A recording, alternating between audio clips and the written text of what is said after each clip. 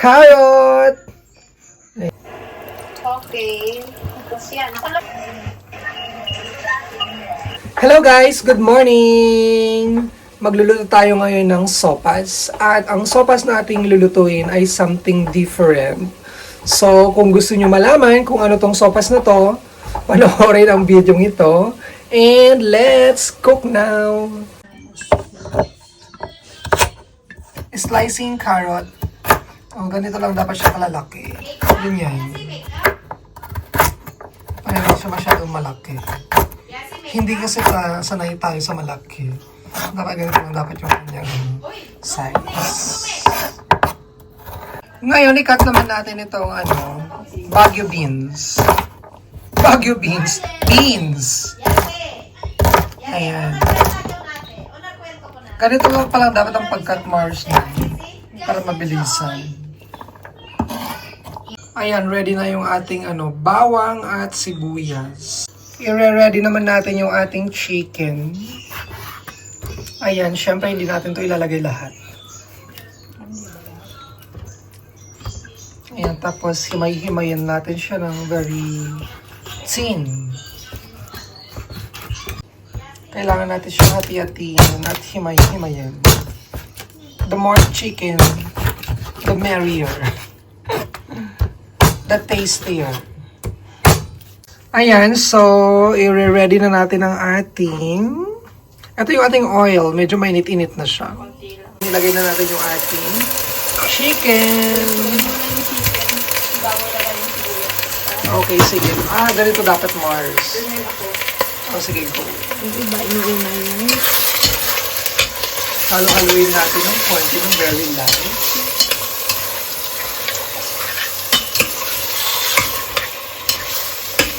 So, kailangan mag-dark brown yan muna. Yep.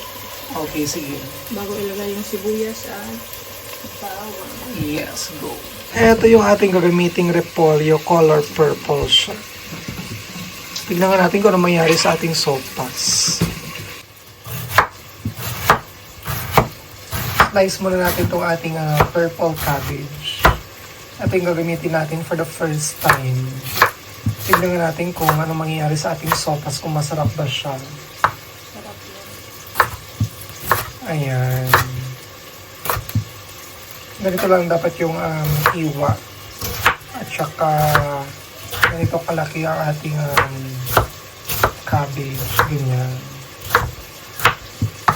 Perfect.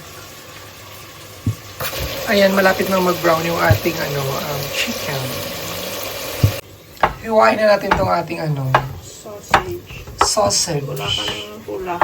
Walang red hotdog dito sa nabibili sa mga supermarket. Sa mga lang, Filipino stores. So, ito yung ating sausage na gagamitin. Ayan, diba?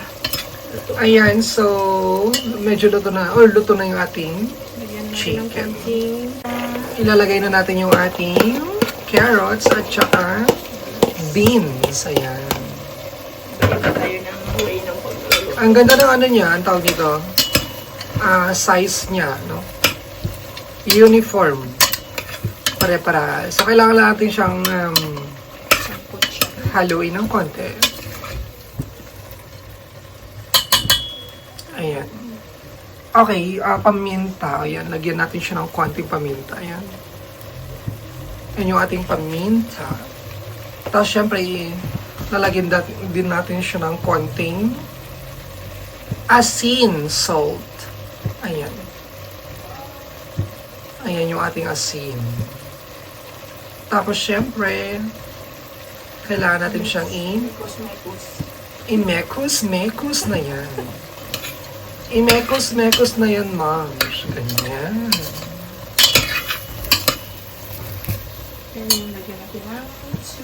Lagyan natin siya ng konting watcha.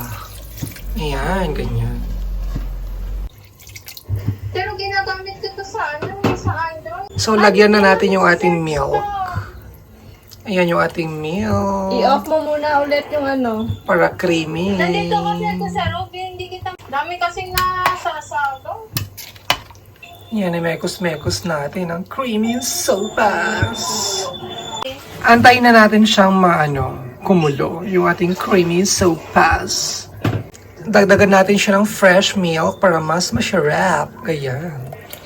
Ganyan. Bongga. Papunta pa ganyan. Doon galing. Ah.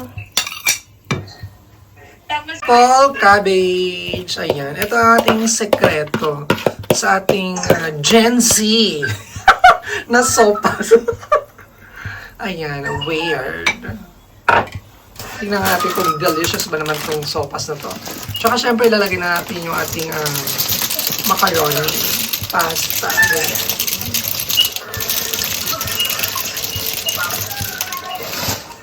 Parang ang sarap ng ating sopas. Ayan. Marami siyang laman. Malaman. Masabaw. Ayan. So, paluto na ang ating creamy purple sopas. Perfect para sa malamig na klima or temperature. Actually, ang klima dito sa Spain is like this. It's sunny.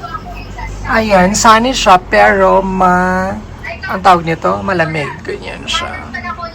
Ayan, luto na. Kain na tayo, guys. Kuha na tayo ng ating sopas. Naluto mo pa minsan-minsan. Yes. Ganun lang din naman ako. Kanina 9, nagkape ako. 9 o'clock. Oo. Kasi ito na yung Kami nga, late na. first. Kagigising pala ata namin yung 9 o'clock. No, nagising. Gumawa tayo 10 na eh. Yan na yung pinakaliit na gising ko so far. Yun, kaya parang nakabawi talaga ako ng tulog. Tsaka alas 10 yata, medya natulog na ako kagabi. Para kung, alam mo yung pagising ko, ang ganda ng pakiramdam mo na nabawi mo yung tulog mo mula ng end of December. True. May pahalik sila sa Baby Jesus dyan sa simbahan. Doon sa paano, ano? Kanina. Last day of Christmas daw today. Celebration. Tsaka nag-bless si Father, nagbinyag siya ulit. Purple yung ano. Mainit-init pa. Diba? Pagka may North Tubes kasi, hindi mo na nalalasahan yung sarap ng sabaw. So, hindi ka talaga naglalagay? Malalasahan mo na lang yung mga lasa ng North Cubes. Yung manamis-namis na, ewan ko ba, basta asin at paminta lang, okay na talaga ako. Ayaw mo din ang ano, ang pangalan nun? Madit sarap. No. Kasi nagiging iba yung lasa sa akin, sa dila ko ba. Kung nagiging matamis na di mo naman. Ito kasi nalalasahan mo yung natural flavor ng mga ingredients eh. Basta pag niluluto ako ng sopa, like isang lutuan lang. Sige po. Sarap. Kind of. Umaabot siya ng 3 days or 4 days. Sopas lang. Ako naman pag sa mga ganito, hindi rin kasi ako palakain ng pasta. Pati yung ano, ang pangalan nito? Lugaw. Matagal. Ako pang nag-crave ako, konti lang. Yung isang kainan ko lang. Kasi pag sige-sige din naman yung kain ko, nagsasawa na din ako. Sayang lang. Kaya. Pag nag-crave ako aros caldo, Hazel, mayroon anak oh. may tinulang manok. Mayroon naman oh. Lalagyan ko na lang yun ng konting kanin. Ito oh. Tsaka ayaw ko yung nagluluto ng everyday. Ako okay lang. Anong meron? Kasi yung as na kompleto yung Anong meron? ingredients ko. Minsan mga pika-pika lang. Ano?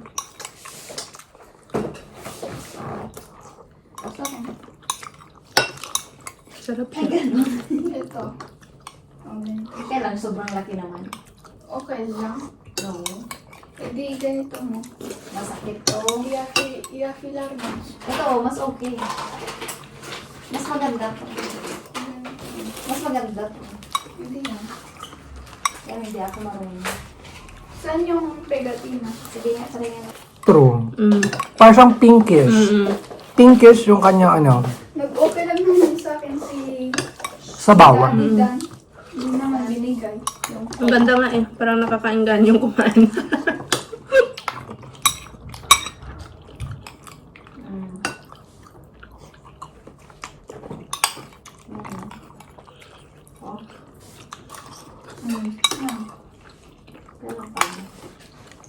yung malaki. Ganito mo. Yung cabbage, maganda yun. Kainin din siya. Minsan may... Solo? Oo, or may pritong isda. O ginisang karne. I-mix siya. Ay, Yun, ano. yun.